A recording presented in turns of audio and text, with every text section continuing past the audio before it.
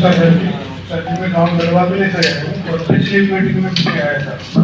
मेरे मेरे पहली बार आई मीटिंग में तो शायद ये नहीं सर, ये दूसरी बार आया हूँ सर मैं। तो शायद तो इसी बार लगी है ना, एजेंडे से बात की वो तो प्रकाश दिए पिछली बार।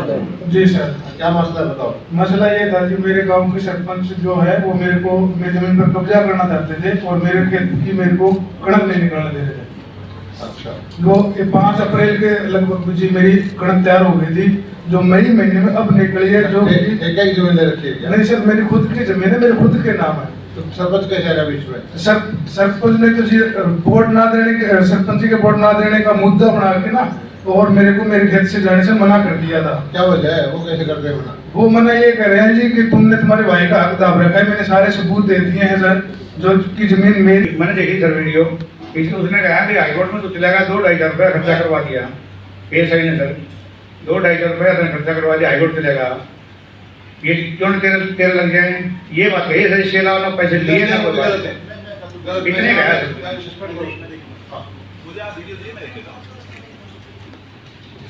ठीक है, चलो जो जुडिशियल प्रोसेस अपना है जो काम है। हाँ जी सर, हमने समझा। नेक्स्ट शिकायत सर, शिकायतकर्ता रामानंद पुत्र श्री मुंशीराम निवासी अनाज मंडी सिरसा से। यह शिकायत बीडीपीओ रानिया से संबंधित शिकायत है सर। पेड़ कटे, उस पे हमने तुरंत डीआर चार्ट करके और उनका कितने पेड़ कटे आपके? 200 कुछ पोल साइज है, बस कट की वो झाड़ियाँ हैं सर वहाँ। दो इसको सस्पेंड कर दो। और सर उसके अलावा जो चलो सर सस्पेंड सर को दूसरा आप करेगा भाई। नेक्स्ट शिकायतकर्ता 11 नंबर शिकायत है सर, श्री सोमनलाल पुत्र श्री राम प्रताप निवासी। माननीय प्रधानमंत्री मत्स्य संपदा योजना के तहत ये सभी बेनिफिशरीज को आज माननीय मंत्री महोदय द्वारा अनुदान राशि वितरित करते हुए सम्मानित किया गया है। दिया 4 पर टाइम बाउंड कार्रवाई करने के लिए अधिकारियों को निर्देश दिए कि निश्चित समयावधि के अंदर उनका भी जो अंतिम जो निर्णय है उस तक पहुंचाएं। और एक अधिकारी के खिलाफ जो शिकायत आई थी कि फॉरेस्ट की काफ़ी सारे पेड़ कटवा दिए हैं और वहाँ उसकी स्लैकनेस दिखाई दी, उसको सस्पेंड करने के आदेश दिए रेंजर को। और आगे भी लगभग हमने 15-20 लोगों की शिकायतें अगली मीटिंग के लिए ली हैं। और जो प्रधानमंत्री मत्स्य संपदा योजना है उसके लाभार्थियों को 1 करोड़ 63 लाख रुपए के चेक भी वितरित किए हैं। सिरसा जिला जो है फिशरीज़ में झींगा उत्पादन में मैं समझता हूँ इनलैंड झींगा में समुद्र को छोड़ करके देश में बहुत तेज़ गति से आगे बढ़ रहा है। और इस तरह से अगर ये काम करेगा तो बेरोज़गार बच्चे हैं उनको रोज़गार मिलेगा और ये जो जिला है झींगा उत्पादन का सेंटर बन जाएगा। सर करप्शन के मामले आए सर, उस पर एक्शन लिया? नहीं, जो मामला हमारे पास आया है उसमें हमने सारा एक पुलिस वाले के खिलाफ कहा है कि उसके खिलाफ कार्रवाई करें, एक जो फॉरेस्ट वाले का था उसके खिलाफ कार्रवाई की। जो जो संज्ञान में आती चीज़ सामने आती है उस पर तुरंत कार्रवाई करते हैं।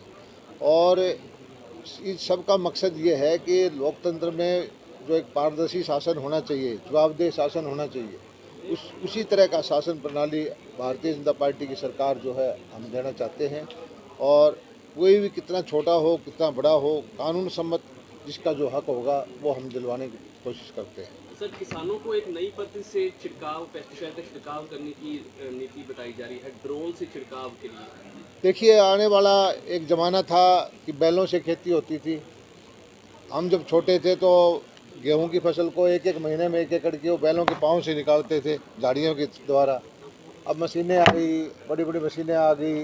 अब लेटेस्ट जो मशीन आई है दुनिया के अंदर ही ड्रोन की टेक्नोलॉजी आई है। और जो हमारी नैनो यूरिया भी आ गई है, नैनो डीएपी भी आ गई है। अब हमारा विभाग ने किया है कि इनको सर्टिफिकेशन कराए, नौजवान बच्चों को ट्रेनिंग दिलवाएं।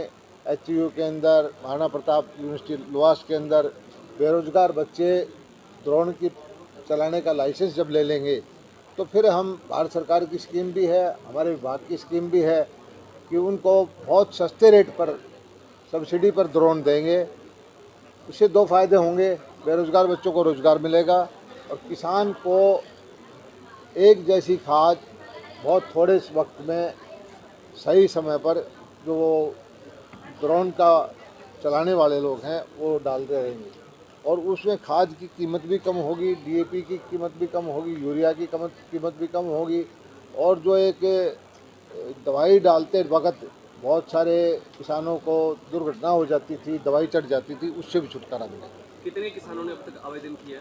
नहीं, ये तो पहले सबसे पहली स्टेज है कि किसानों के बच्चों को ड्रोन चलाने का लाइसेंस देंगे।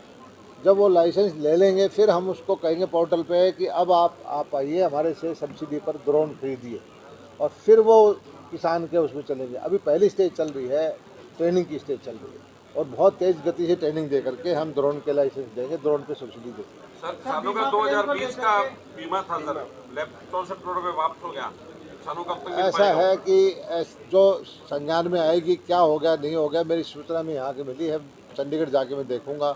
अब एक एक केस का मुझे जानकारी नहीं है, लेकिन डिस्ट्रिक्ट है सर। किसान ओलावृष्टि का खराबा जो अभी हाल ही में हुआ है, ओलावृष्टि का हमने कहा था कि मई के महीने में मिल जाएगा। तो सर मई तो एंडिंग मई हो गया। मई का ही नहीं है, मई की अभी 30 तारीख तक मई है, 30 तारीख से पहले मिल जाएगा। सर बीमा कंपनी के अधिकारियों से भी आपकी बातचीत हुई थी? अभी मीटिंग वो हमारे पूरे हरियाणा के अधिकारियों से बात हुई थी, उसमें बहुत सारे विषय थे जहाँ किसान की भी कुछ कमियां थी, विभाग की भी कुछ कमियां थी, बीमा कंपनियों की कमियां थी। हमने उनको कहा है कि जल्दी से जल्दी 10-15 दिन के अंदर अंदर जो है कि बीमा राशि डालें।